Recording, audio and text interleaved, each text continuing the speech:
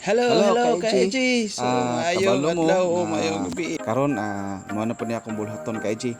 Nara po ko'y lako na isip sa kaibang hilista no sinugo sa atong buhi nga Dios. So padulong na po ko karon kay EJ sa dapit nga atong agtuan aron makailap ang pulong sa Ginoo.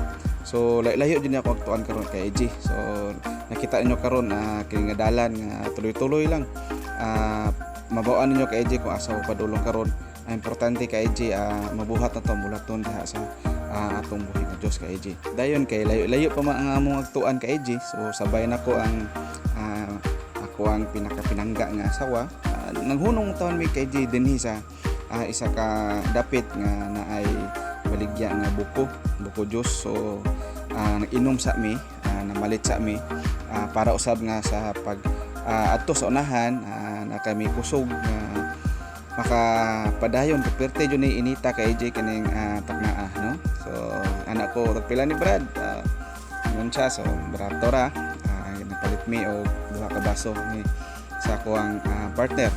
So sa dihang nakita na kay EJ nga daghan kay buko kabalo kay EJ kini kan nabot karon gusto po ni sila nga mamalit po sila buko.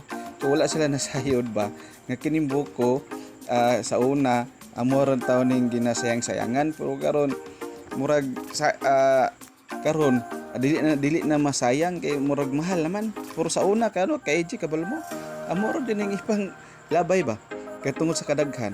So sa dihang nahuman nami padayon mi pa EJ. So kay layo pa man na mo agtuan.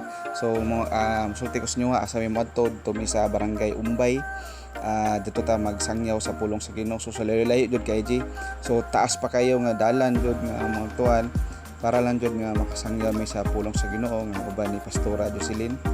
So padayon mi bisan pag daghan mga balakid sa kadalanan pero wala na mo nagunhuna kaya nasayod kami ang padulngan ani mga suon daghan mga katawhan nga maluwas pinagi sa pulong sa Ginoo. So dili man ni siya makailap ang pulong sa Ginoo kung walay isa ka instrumento nga gigamit sa Ginoo aron makailap ang pulong sa Ginoo tong dapita.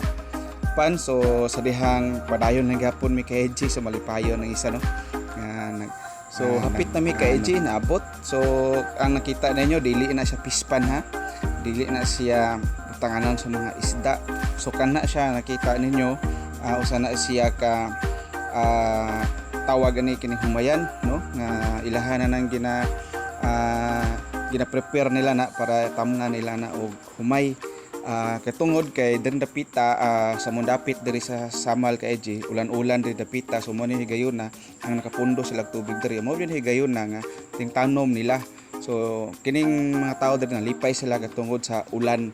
Ulan ang ilang kalipay, ang uban pod mag-uol kay mag-ulan. Baha sila pero diri dapita kay EJ ang kalipay nila mag-ulan. Gusto sila nga magbaha kay makapundo sila kay EJ sa ilahang basakan. So lipay kay ko kakita pa ta og mga view. Nagkasangyo ta sa pulong sa Ginoo makita pa tag nga lain view. So mao ni siya kay EJ nga to igsuon nga nakitahanglan jud sa pulong sa Ginoo nga niya kami karon dinhi para pod na matagahaan jud og maayo nga pulong nga aron pod na kining tawhana maluwas jud no. So kami duha ni Pastora malipayon kami kay EJ kay inside kami kining dapita daghan jud mga katawhan ni dapita kay EJ nga maluwas o daghan jud mga katawhan ni dapita nga mobalik diha sa Ginoo. Busa wala kami pagduduha kay EJ nga pagsangyaw jud sa pulong sa Ginoo labi na si nanay. Kabalo ka kay EJ kini si nanay dili na siya kadungog tungod sa iyahang pangidaron apan ayahang anak o naang uban nga mga banay diri siya ang palibot. So andam sila maminaw sa pulong sa Ginoo. Ang isa na kauban kay EJ kay si Pastora grabe mainiton kayo jud na mosangyaw sa pulong sa Ginoo. Kay sayod ako na kami gigamit usab sa Ginoo aron pod na ambala ang pulong sa Ginoo makailap aning dapita.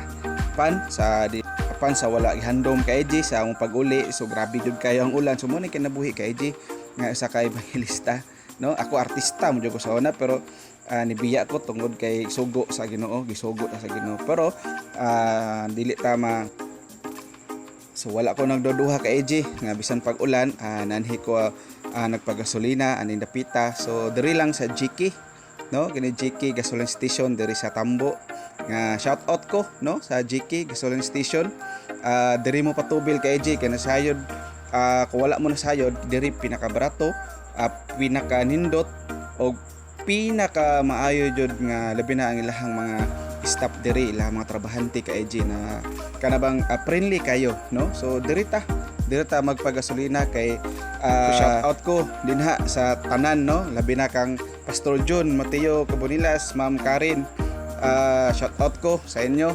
So salamat sa inyong pagtukod aning GK, no? Daghan mga katawhan diri dapita nga makapagasolina o sa uban pandapit. So ayong pagduduha kay G nga moanhin mo aning dapita diri sa GK gasoline station, barato na, nindot pa kayo ang dagan sa inyong sakyanan.